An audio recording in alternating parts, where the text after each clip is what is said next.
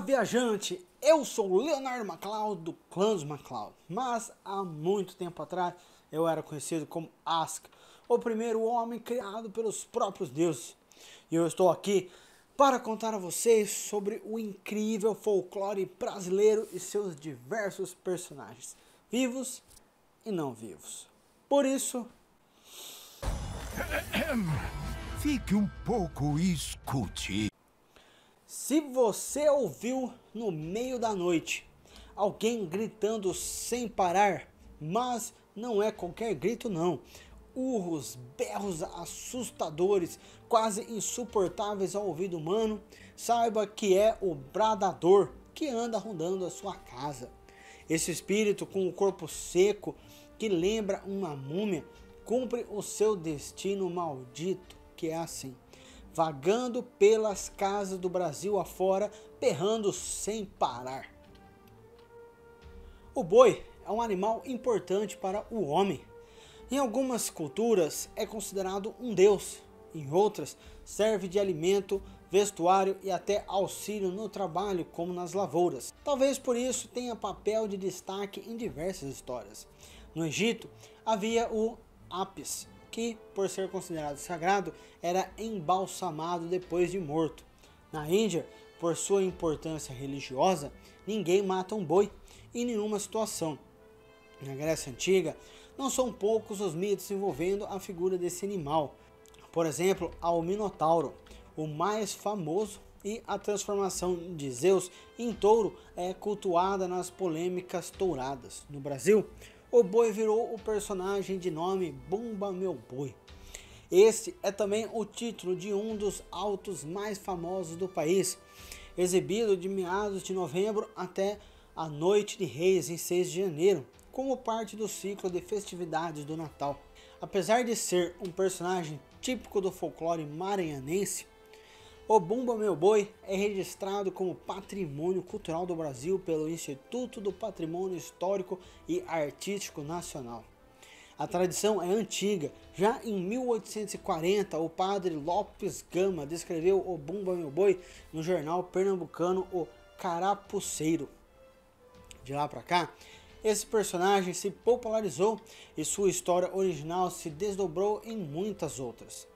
Temos o Boi Calemba no Rio Grande do Norte, o Bumba na Paraíba e Pernambuco, Boi de Reis no Ceará, Maranhão e Piauí, Boi Bumbá no Amazonas e Pará, Três Pedaços em Alagoas, Folguedo do Boi e Reis do Boi no Rio de Janeiro.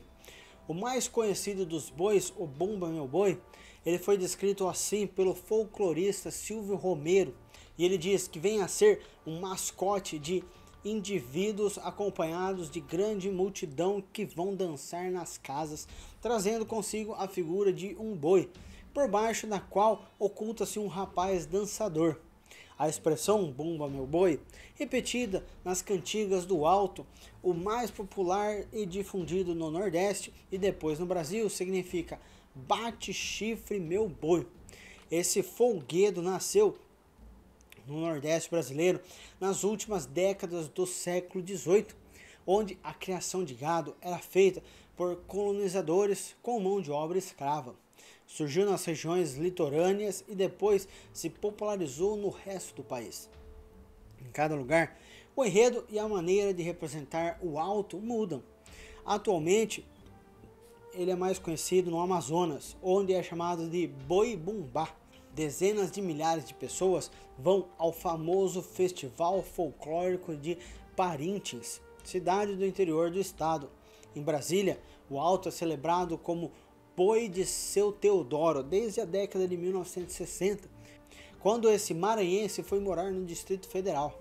A história mais popular do Bumba Meu Boi é a de pai Francisco e mãe Catirina ou Caterina. A escrava Catirina, grávida, diz ao pai Francisco que deseja comer a língua de um boi que ela vê pastando. Só que esse boi é o predileto do senhor, o que o torna tudo mais complicado. O escravo, depois de muito pensar, atende ao desejo da esposa, mata o boi e leva a língua para ela. Com muito medo da represália do patrão, O casal foge de lá e anos depois retorna trazendo o filho que, a partir da ossada do boi, conseguiu ressuscitá-lo. A alegria do patrão é tanta que ele acaba perdoando o casal e todos comemoram a ressurreição do animal. Em Pernambuco, em Alagoas e no Ceará, a história do Bumba Meu Boi é um pouquinho diferente. Seus donos são um rei e uma rainha que passaram de casa em casa celebrando o nascimento do menino Jesus.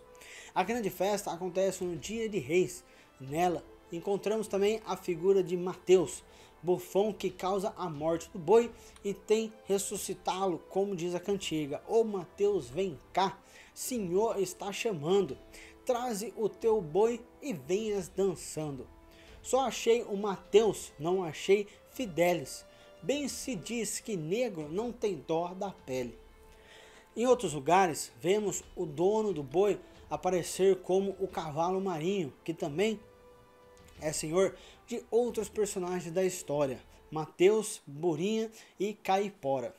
No reizado do cavalo marinho, a cantiga começa desta maneira. Cavalo marinho vem se apresentar a pedir licença para dançar. Outras vezes, a figura do boi ela aparece no folclore brasileiro como entidade que desperta medo nas crianças, como na cantiga de Ninar. Boi, boi, boi, boi da cara preta, pega este menino que tem medo de careta. São tantas histórias sobre o Bumba Meu Boi que até hoje ninguém consegue lembrar de todas elas, ou até mesmo contar. E que tal inventar a sua história? Conta-se que o Buopé era o invencível chefe indígena dos Tariana, que guiou seu povo em muitas guerras e derrotou todos os inimigos. Porém, ele era um guerreiro generoso com seus adversários.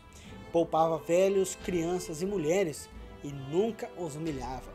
Tanto que seus adversários frequentemente tornavam-se seus amigos. Dizem que o soberano dos Tariana deve ter vivido no final do século XVII.